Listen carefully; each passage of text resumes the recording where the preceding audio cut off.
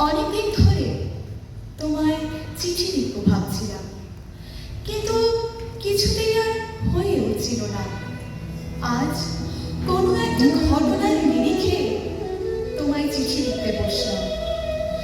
ছেলেবেলায় আমাদের দোতলার ড্রয়িং রুমে তোমার ছবি, জন্মদিনে পেতাম বই, সেখানেও তুমি। বাবার গল্পে তোমারই বীরত্ব, দেখতে দেখতে শুনতে শুনতে ক্রমে আমিও তোমার ভক্ত। বাবা বলতেন ইন্ডিয়ার আরেকজন নেতাজির দরকার ছিল, মা গাইতেন বীর সুভাষের মহান দেশ। দাদু বলতেন ছেলেটাকে ওরা শেষ করে দিল। আমার চোখে তখন আজবের ক্ষোভ। এসবের মধ্যে বড় হওয়া আমিও কেমন যেন একটা ঘোরের মধ্যে থাকতাম। ভাবতাম পারতে, তুমি সব পারতে যদি আর একবার আমাদের মধ্যে তোমায় পেতাম। আজ উত্তর চল্লিশে আমার একই ঘোর। তুমি পারতে, কেননা দেশের মাটিতে দেশপ্রেমের মতো জোড়া একটা ঝাঁকুনি দেওয়ার ক্ষমতা তখন আর কারো ছিল না। এখন আছে কি জানো? তোমার হারিয়ে যাওয়ার পর দেশে কত কমিশন বসেছে। ভারতের পূর্ব থেকে পশ্চিম, উত্তর থেকে দক্ষিণে কোন পীর, কোন সন্ত, কোন দয়ালু বৃদ্ধকে দেখে ভুল করেছে সবাই। ছুটে গেছে শুধু তুমি মনে করে, কিন্তু ফিরেছে মাথা নেড়ে। তবু তোমাকে পাওয়ার আশায় বুক বেঁধেছে। তুমি তো শুধু বসুবাড়ির নও, গোটা ভারতবর্ষের মণিকোঠার হীরক, যার আলোর শুদ্ধতা কালোকে সাদা করতে পারে।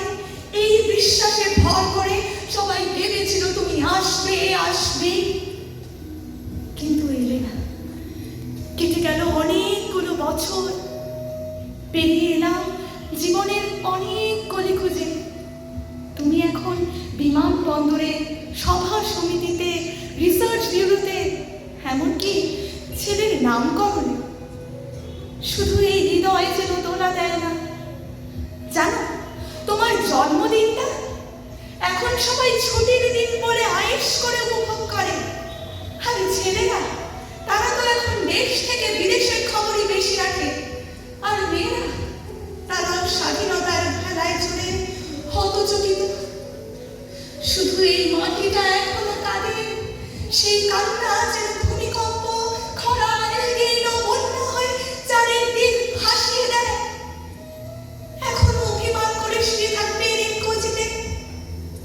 আজ যখন ঘাড়ের উপর AK-47 এর নিঃশ্বাস, রক্তের হরিধারা, ধর্মের জিগিরে, তখন শোনাম সেই আওয়াজ, আমি সুভাষ বলছি। মেয়েটা দৌড়ে এসে বলবে, মা দেখো উনি আসছেন।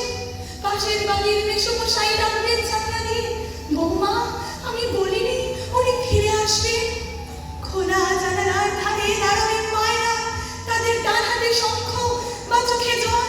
নদী হবে উত্তাল, নৌকা বেসামাল, পরাণ মাছিও যাবে উনি আসতেছে।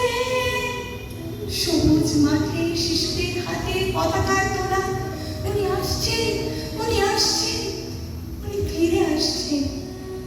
আজ স্বাধীনতার ঠিক আগের মুহূর্তে দাঁড়িয়ে তোমাকে আমার চিঠি